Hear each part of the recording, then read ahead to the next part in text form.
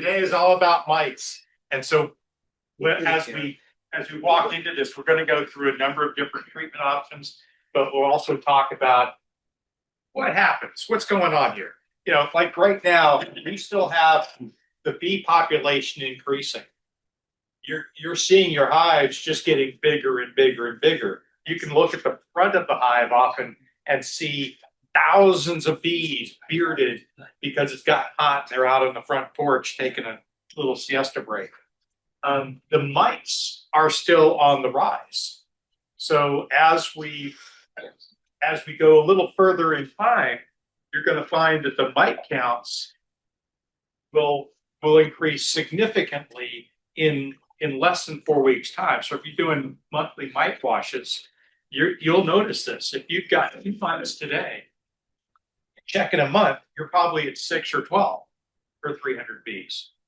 Last year on one of the hives we had at Town, we did a mite wash and we had less than 2% mites. We had, I think it was 5 mites, kind of under that treatment threshold. Came back not 4 weeks, but 5 weeks later, we had a 30% mite count. I didn't stutter. 30%. We had 100 mites in the wash off of 300 bees. Holy cow. Is everybody thinking right now, how did you count 100 mites? Yeah. The bottom of the cup, took a picture of it. I've actually got a photograph of it and took the picture and then in the picture counted. You know, I wasn't standing there trying to count. No, I used the picture because really, I can do that for a little while, but then it just gets too much in the head. So that's just for your awareness. This is where we are in June, right? Right. So this is where we are low, and you can see what happens in August, right? And the idea is never to get to this point. The idea is to try to keep it level the curve, right? Level the curve. Don't let the curve go that high. There's lots of ways to do it. But if you get to here, a lot of people don't even think about mites until September. And if you're here, that's a dead colony, right? So now that's why June, July, and August becomes vital because you never want to get to here. All right. So beautiful little picture. Those in the beginner's course have already seen this. But if you look on the picture on the left, how many mites do you count?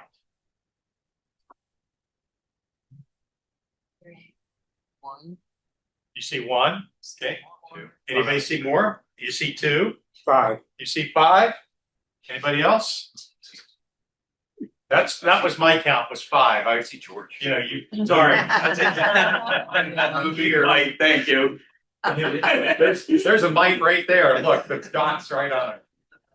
You got another mite up here. You got another one under a wing. I mean, they're all over the place. When you see mites like this in a colony, you pull out a frame and you see mites visibly with your eyes, you're in trouble.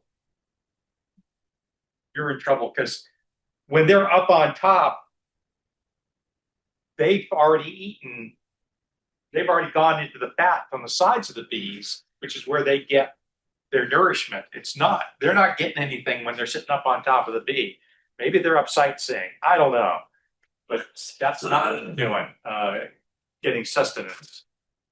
You know, there's the beautiful little upper right-hand corner. There's a close-up of a pair of mites. And then the mite washing kit. We'll talk about some, we've got some mite washing stuff we'll show at the end. Okay, that's where they're actually getting their sustenance. You see the mites are attached to the side of the bee going after the fat bodies because the fat bodies are along the sides of the bee, not up in their brains. Kind of like, call somebody a fat head. There's no fat up in our heads. Fat's all down here. So we take a look at how these bees are, and by the way, this is our first QR code for those of you who want to see where these documents come from. Snap the QR code, and you can go to it and enjoy that time later. But these varroa mites are really looking for drones drone cells, and everyone knows why, right? Why are they looking for the drones? Big and juicy.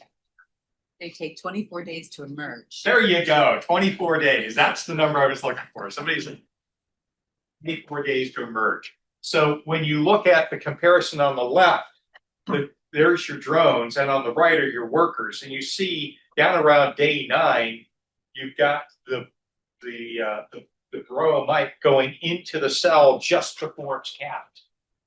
So according to this one, it's day 8 for the worker, day 9 for the drone.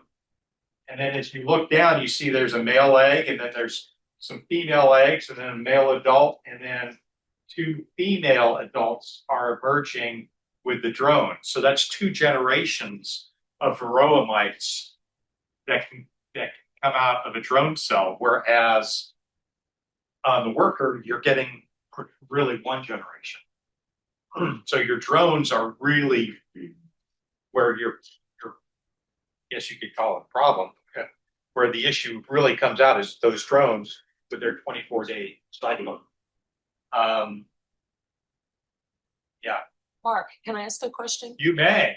I pulled out a frame, and it had capped brood, it had capped drone, it had some honey, it was a pretty frame, right? Sure. And I just took it and tried to carve out the drone part. Yeah. And is that okay? And then I got stung up good. Anybody have an Find answer any to that? mites? It was what? Did you find any mites when you carved out the stone? I did not. And That's a good sign. yeah, I thought let's check now. And but through my glove, and I'm still numb, like Yeah. to a nerve or something. I'm like, I had never hurt so bad, but I thought, was it because I did that? But no. Well, maybe, right? Was it yesterday? It was Thursday. Thursday. In Okay. between rain clouds. You know, it's been such a wicked season. So yesterday I was doing my inspections on my hives. I got lit up so bad. I got stung more yesterday than I had in the last 2 months combined. Yeah. Oh. Yeah. I mean, it was that cloudy, They were testy. hazy day. Yeah, They were really testy. They were nasty. And I generally my hives are really calm. I don't like they're aggressive hives. That queen's gonna die. It's just I don't like them, So I'm gonna requeen anytime I get an aggressive hive. So to answer your question, I do that all the time. Oh, okay. I pull a frame out and I see a big old chunk of drone brood that gets carved out and shoved back in. Now the way I do it is I take that frame and I double shake it over the hive first to get most of the bees on. Then I kind of walk a little ways away from the hive before I start cutting it off, because it can make them a little testy knowing that some of their young is being killed. Just saying. Sometimes it's fine. Yeah. Would it be a good time to put drone frames in? Absolutely. And we'll talk about that a little bit too. That's one of the techniques is putting drone frames in, or you can put medium frames in deep boxes, which works really well. And I've got a couple videos on these as well. So again, this is that honeybee cycle. And now we'll talk about treatments of these little boogers. So we got the pyramid. And this again is right out of Penn State's playbook. You start at the top and you have the hard chemicals. Amitraz is the one that's most common today. There are other 2 hard chemicals, and I can never coup something and flu something else. If anybody, okay, good. Nobody else knows, so I'm in good company. But the Amitraz or Apivar is that hard chemical. And then you come down to the soft chemicals. That would be oxalic acid, formic acid, thymol, and the hop betas. And then you get down to mechanical. I'm going to, there's that drone trapping, drone culling. That's the screen bottom board. And then you get down to cultural. That was George was talking about the hygienic bees. Russian bees are known for being very hygienic. They're also known for being very aggressive and mean. So I don't really want, I had Russians once, not doing that again. The small cell cone, we'll talk about all these later. And then the brood break, as George mentioned as well. You actually have a really cool frame that you've built it's got a cage at the top of the frame, you put the queen in, which forces a brood break. But it's right in the hive, which means that, wow, if there's a queen, the pheromones getting passed, we don't need to make a new queen because we have a queen. She can't lay anywhere because she can't get out into the cells to lay eggs. How long would you leave her in that? A week? More to come. We're not as simple as it sounds. Yeah. But it's generally a couple of weeks.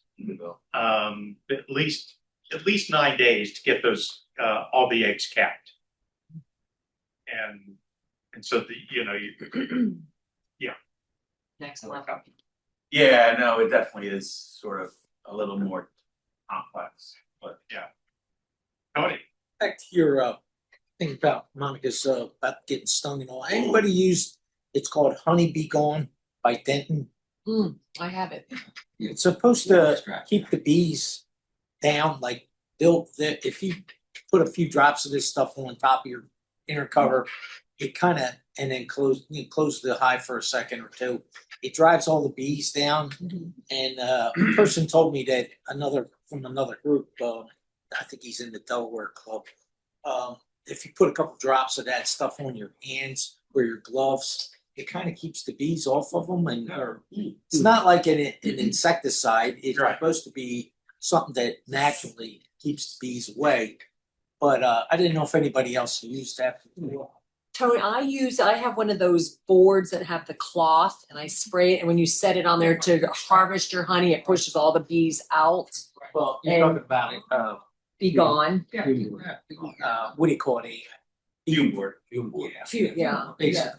But I didn't know if anybody had heard of that stuff before, but this guy swears by it. I don't know. okay. I mean, I smoke my hands, I smoke myself, smoke my gloves.